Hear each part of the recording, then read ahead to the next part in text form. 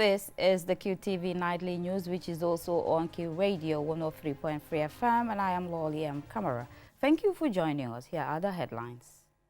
The Women's Association for Victims Empowerment, WAVE, held a stakeholder dialogue on Thursday to establish a community-based structure in Kermot Ali village in the Central River region to support the implementation of the TRRC reconciliation. The Speaker of the Gambia's National Assembly, Honorable Fabakary Tombong Jatta, chaired a key session at the 19th Conference of Speakers and Presiding Officers of the Commonwealth Africa region currently underway in South Africa. The National Youth Council, with support from Conrad Adenora Stongfang, organized a 2-day migration training course targeting youth across parts of the Greater Banjul and West Coast region. As the world marks Sustainable Gastronomy Day on June 18, experts are encouraging consumers to pay closer attention to the origins of their food and the impact their choices have on the environment. And in international news, Senegal's Constitutional Council has ended a legal challenge against Ousmane Sonko's return to Parliament, strengthening his political influence. Those were the headlines. And now the news in detail.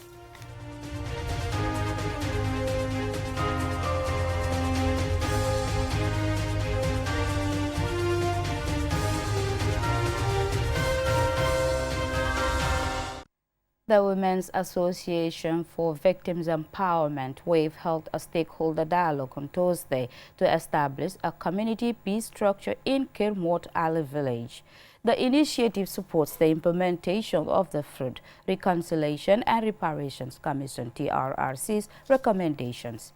Jacqueline Colley attended and she filed this report. So this community peace structure, because the issues of Kermot Ali has been ongoing since the government white paper has been out, and WAVE with other stakeholders has been working on series of different social cohesion activities, peace activities, and also community engagement with both the present settlers of the Kermot Ali Gambia and those living in exile in Senegal. So this meeting is to establish, to move from just ad hoc activities in terms of where we just go to the community and engage and discuss, because the issues of the community are actually broad. So this structure would actually help, which is a community peace structure led by the community for the community. That was Mariam J. Cisse, Head of Operations at the Women's Association for Victims Empowerment.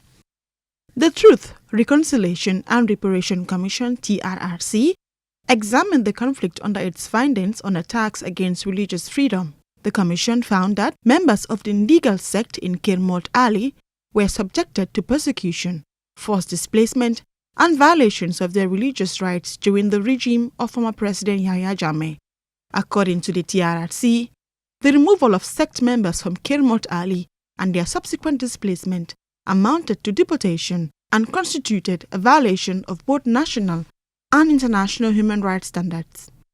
Keba Seka, an exiled Gambian from Kermot Ali, who now lives in Senegal, explains the community's key priorities as plans move forward to establish a community peace structure in Kermot Ali. Access to farmland, because the rainy season has started in the province.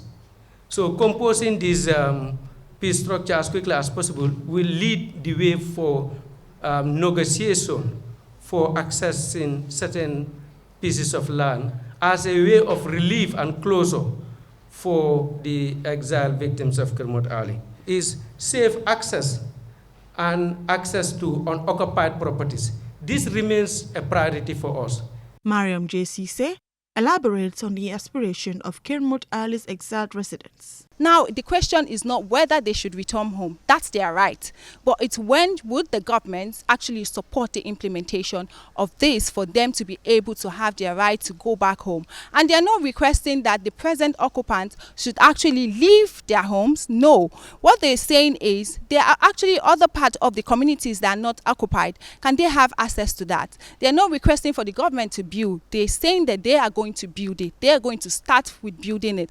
Why they can have that cohesion with the present settlers? They are not driving them, but they want to have that structure, and that is why this peace community structure within the community will facilitate the groundwork to be able to have these issues resolved. Modu Emane, Principal Investigating Officer of the National Human Rights Commission, revealed that some institutions are not aware of the recommendations they are meant to implement or have not included them in their budgets. Have not. It is for the institution to pick up the activities and include them in their budget when they submit in the budgets to the National Assembly. But if the institutions don't pick this up, that talks about ownership. So there has to be that ownership at the level of these institutions to understand that implementing the recommendation is not a matter for the MOJ alone. Through the initiative, WAVE seeks to encourage inclusive participation and collective ownership of the reconciliation process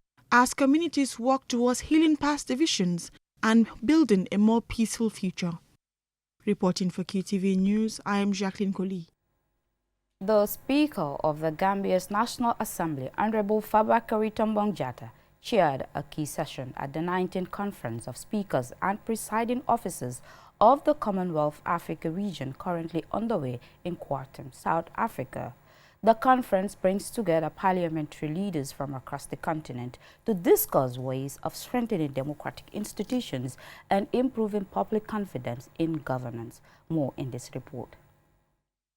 The Conference of Speakers and Presiding Officers of the Commonwealth Africa region, known as CSPOC, is one of the continent's most important parliamentary forums. Held under the auspices of the Commonwealth Parliamentary Association, it brings together heads of national and subnational legislatures from 63 institutions across Africa. The conference provides a platform for parliamentary leaders to exchange experiences and promote the principles of impartiality, fairness, transparency, and effective governance. This year's gathering is being hosted by the Khartoum Provincial Legislature in South Africa and coincides with national commemorations marking the historic June 16 uprising.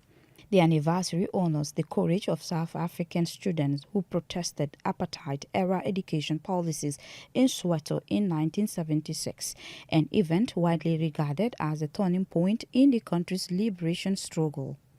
At the opening plenary session, the Gambia Speaker of the National Assembly, Honorable Fabakary Tombong Jatta, took center stage as moderator of discussions themed the role of parliaments in enhancing public trust in governance. The session examined how legislatures can strengthen democratic institutions by promoting transparency, accountability, and citizens' engagement. Addressing delegates, Speaker Jatta emphasized that public trust remains the cornerstone of democracy and that parliaments have a responsibility to ensure that their legislative processes are open, accountable, and responsive to the needs of the people they serve. Speaker Jatta noted that citizens increasingly expect parliaments to demonstrate integrity, deliver effective oversight, and provide solutions to the challenges affecting their daily lives. The lead paper on the theme was presented by Botswana's National Assembly Speaker, Honorable Dita Pelo El Keropetse, who highlighted the importance of building public confidence through inclusive governance and meaningful citizen participation. His presentation was seconded by the Speaker of Uganda's Parliament, Jacob Maxine Obot, who shared regional perspectives on strengthening accountability mechanisms and improving engagement between elected representatives and the public. Conference participants heard how African legislatures can adapt to evolving public expectations while preserving democratic values and institutional independence. The discussions form part of wider efforts by Commonwealth parliamentary leaders to strengthen governance systems and reinforce public confidence in democratic institutions across the continent. Concluding this session, Speaker Fabakary Tombong Jatta encouraged delegates to remain committed to the Commonwealth's shared values of democracy, good governance, transparency, and the rule of law. The conference continues with a series of high-level discussions on parliamentary leadership, institutional effectiveness, and the future of democratic governance in Africa. For QTV News, I am Loliam Kamara. The National Youth Council, NYC, with support from Conrad Adenauer Stefan Cash, organized a two-day migration training course targeting youth across parts of the Greater Banjul and West Coast region to critically look at migration. Momudu Gajaga was there and he now reports. Youths from various parts of Banjul, KM, and the West Coast region are attending a training on migration. 45 participants drawn from community leaders, returnees and their families, government officials, civil society organizations, and international agencies are taking part in the training. On an almost daily basis, there are reports of young people embarking on dangerous, irregular journeys, sometimes ending in tragedy. The aim of this training is to create a safe space for open conversations about the realities and risk of irregular migration, while promoting awareness of legal migration pathways and local opportunities for youth. Mbedi Job is the Executive Director of the National Youth Council, and Bulli Diba is the Permanent Secretary of the Ministry of Youth and Sports. They spoke about the importance of the training. The question before us is not simple: why young people leave. The deeper question is, what kind of society are we building when our brightest hopes believe their future lies elsewhere? That is why this dialogue matters. Migration is not a youth issue, it is family issue. It is a community issue, it is a national development issue. No generation can solve it alone. So migration has been an issue with us, and it will never go away as human beings. But how do we address it? How do we manage it properly? There are two things in aspects of migration. We talk about the migration, inward migration, and also we talk about outward migration. Every country is going to have to deal with this. We are going to have our own issue. Right now, Europe is pressed. They're talking about migration issues. But even Gambia, at some point, at some day, we are going to talk about migration. With a growing number of Gambian youths engaged in irregular migration to Europe, Konrad Adenauer, a German political foundation which supports liberal democracy, peace and transatlantic relationships, partnered with the National Youth Council in supporting this two-day training. Jonathan Novak is the representative of Konrad Adenauer Stefan from their head office in Dakar, Senegal. Is that you have such a young, very dynamic generation who I really want to see drive, and who I also see who wants to take the opportunity, who wants to exchange, who wants to learn, and who also now has all these new tools at hands which can really empower them to strive and be successful. And if we can do as a foundation like a modest contribution to this, I'm very happy. As the Gambia continues to grapple with the challenges of youth unemployment and ripple effects on irregular migration, training activities like this are seen as collective commitment to address these challenges and, by extension, promote safer and regular migration paths. Mamudu Gajaga, Qtv News. That story by Mamudu Gajaga will lead us to a commercial break. When we return, we have more national and international news stories to stay tuned.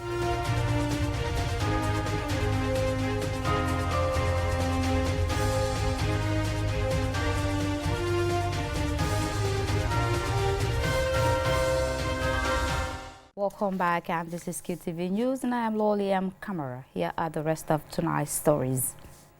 As the world marks Sustainable Gastronomy Day on June 18, experts are encouraging consumers to pay closer attention to the origins of their food and the impact their choices have on the environment. The observance highlights the connection between food, culture, agriculture, and sustainability. More in this report by Babukar Sise. Sustainable Gastronomy Day serves as a reminder that the food we eat has far-reaching consequences for both human health and the environment. Supported by United Nations, the Food and Agricultural Organization, and UNESCO, the day promotes awareness of sustainable food practices and encourages people to consider where their food comes from, how it is produced, and the impact it has on the natural resources. According to the FAO, sustainable gastronomy involves preparing and consuming food in ways that protect ecosystems while ensuring future generations can meet their own food needs. It emphasizes the importance of using ingredients that are locally sourced, seasonal, and responsibly produced. Experts noted that many consumers are unaware of how far food products travel before reaching supermarket shelves. In some cases, everyday items are imported from different continents, increasing transportation emissions and environmental costs. The growing global population, expected to surpass 9 billion by 2050, is placing increasing pressure on fertile land, freshwater supplies, forests, and marine ecosystems. Reducing food waste is one of the simplest ways individuals can contribute to sustainability. Planning meals, buying only what is needed, storing food properly, and using leftovers can help reduce waste and conserve valuable resources. Businesses also have an important role to play. Restaurants, hotels, and food suppliers can support sustainable gastronomy by sourcing ingredients responsibly, reducing waste, and improving energy efficiency. As Sustainable Gastronomy Day is observed around the world, individuals are being encouraged to make small but meaningful changes, from supporting local markets and choosing seasonal produce to reducing plastic use and food waste. Together, these actions can help build a more sustainable future for people and the planet. Babukar Sise, QTV News. Next up, we have some international news.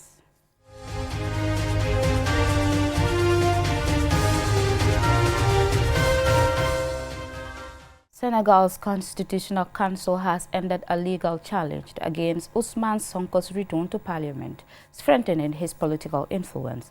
The ruling comes weeks after President Bassirou Diomaye Faye removed Sonko as Prime Minister, highlighting growing tensions between the former allies. Juldenjai reports. Just over a month ago, Ousmane Sonko was serving as Senegal's Prime Minister and working alongside President Bassirou Diomaye Faye. Today, he occupies one of the most influential positions in Senegalese politics as Speaker of the National Assembly.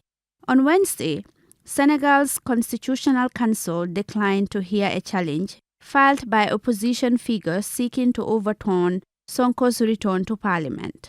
The court said it did not have the authority to rule on the matter, effectively bringing the legal challenge to an end. The decision secures Sonko's place at the head of the legislature and reinforces his growing political influence. For many Senegalese, Sonko remains a central figure in the political movement, PASTEF, that swept President Faye to power in 2024 after legal barriers prevented him from contesting the presidency himself. The alliance between the two men was once seen as a powerful force for political change. However, differences over governance and economic policy, both at the party and central government level, have increasingly strained that relationship in recent months. Those tensions culminated in Sonko's dismissal as Prime Minister in late May. But his departure from government did not signal a retreat from public life. Following his return to Parliament, Sonko was elected Speaker of the National Assembly after the former Speaker El Malick Ndiaye stepped aside, allowing him to take up the position. The Constitutional Council's latest ruling further strengthens Sonko's standing at a time when many observers are closely watching the evolving relationship between Senegal's two most influential political leaders. The decision also comes shortly after Sonko secured another term as leader of the ruling PASTEF party during a congress and rally held on the 6th and 7th of June, consolidating his influence within both the party and the National Assembly, where the party has 130 out of 165 seats. Speaking to Radio France International, or RFI, this week, Sonko declined to be drawn into speculation about the 2029 presidential election. He said it was too early to discuss potential candidates and insisted that such decisions would ultimately be made by his party at the appropriate time. Before going to say, but we know what the result will be. He also declined to speculate on whether President Faye would run in 2029. For now, the court's ruling ensures that Sonko remains firmly at the center of Senegal's political landscape even as questions continue to surround the future of his relationship with President Faye and what that means for governance and for the country as a whole. Reporting for QTV News, I am Jules Denyai. Also in international news, a landmark study published in the Lancet has found that girls vaccinated against human papillomavirus (HPV) in early adolescence have an almost zero risk of dying from cervical cancer before the age of 30, highlighting the vaccine's transformative impact on women's health. Babukar Sisse's report is narrated by Julden Jai. A study has provided the strongest evidence yet that the HPV vaccination program is saving lives. Researchers at Queen Mary University of London examined vaccination records and cervical cancer mortality data for women aged 20 to 34 in England and found that the vaccine not only prevents cervical cancer but also significantly reduces the risk of death from the disease. Cervical cancer is the fourth most common cancer among women worldwide and is responsible for thousands of cases each year in England alone. High-risk strains of the human papillomavirus are linked to about 99% of cervical cancer cases. The study found that women aged 30 to 34 who received the vaccine were 63% less likely to die from the cervical cancer than those who were not vaccinated. Researchers estimate that nearly 200 deaths have already been prevented since the vaccine was introduced in England in 2008. In a historic milestone, no women aged 20 to 24 died from cervical cancer in England between 2020 and 2024, the first time this has occurred on record. Despite the encouraging findings, health experts have expressed concern over declining vaccination rates. Uptake has fallen from levels close to the World Health Organization's 90% target before the COVID-19 pandemic to around 75% nationally. Experts warn that unless vaccination rates improve, preventable cervical cancer cases and deaths could rise again in the coming years. They are calling for renewed efforts to increase vaccine uptake and maintain regular cervical screening program. Reporting for QTV News, I am Jules Denyai. Before we end, here's a recap of the headlines. The Women's Association for Victims Empowerment, WAVE, held a stakeholder dialogue on Thursday to establish a community-based structure in Kermot Ali Village in Central River Region to support the implementation of the TRRC reconciliation. The Speaker of the Gambia's National Assembly, Honorable Fabakary Tombong Jatta, chaired a key session at the 19th Conference of Speakers and Presiding Officers of the Commonwealth Africa region currently underway in South Africa. The National Youth Council, with support from Conrad Adenora Stephen, organized a 2-day migration training course targeting youth across parts of the Greater Banjul and West Coast region. As the world marks Sustainable Gastronomy Day on June 18, experts are encouraging consumers to pay closer attention to the origins of their food and the impact their choices have on the environment. And in international news, Senegal's Constitutional Council has ended a legal challenge against Ousmane Sonko's return to Parliament, strengthening his political influence. That's all for this bulletin. You can join us again tonight at 10 p.m. for another bulletin. Thanks for watching.